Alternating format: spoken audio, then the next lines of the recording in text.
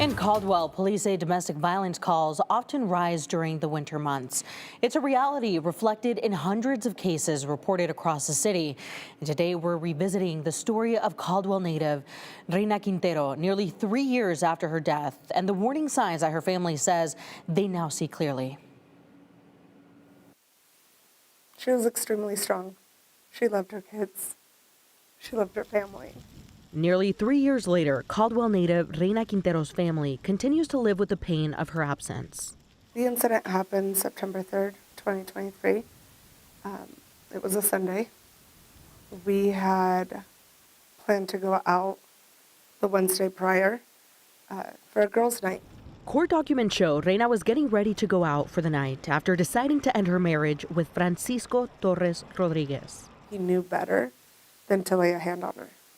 So he did everything else. Verbal. He would call her fat, disgusting. She was done. And before she could make it out the door, Reyna's daughter found her in her room dead. She walked into seeing her mom shot with the handgun still in her right hand. Caldwell detective Oscar Martinez says Torres Rodriguez shot her in the head, then tried to make it look like she had taken her own life.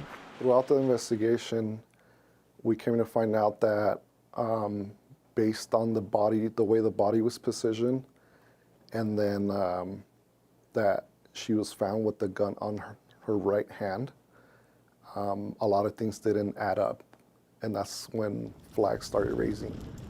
Torres Rodriguez was sentenced to 35 years in prison without parole in 2025 after being convicted of first-degree murder in Reyna's death. So this turned out to be a domestic violence case that turned into a murder? Yes. How often do you guys respond to domestic violence cases?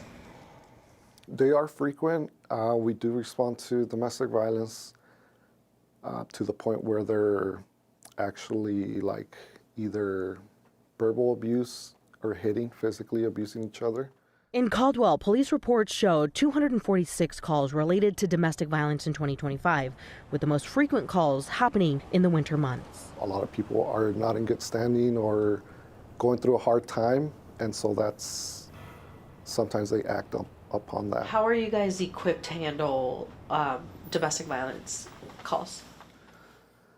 So there's a lot of, obviously we go there to determine whether there's been a crime or not, and then after that we try to assist them with our resources. And in some cases, he says victims push back against claims of abuse. When they recant or they don't want to be cooperative, then it's difficult for us to prove a case of domestic violence. Detective Martinez says that they rely on nonprofits for support and resources like the Nampa Family Justice Center. Having those resources, that's when they come in hand with helping them better their relationship. Reyna's family urges other victims to seek out any help available to them. It is not worth it. It sucks, but you need to walk away. And the families watching, stand with that loved one and give them that support. And if her family could say one more thing to Reyna, it wouldn't be about the verdict. It would be about love and a promise they're keeping. I also would tell her how much I love her and how I'm never going to stop fighting for her or her children. As we've reported, local nonprofits are facing increased demand for domestic violence services while working with fewer resources. And at the Nampa Family Justice Center, domestic violence remains the top reason people seek help.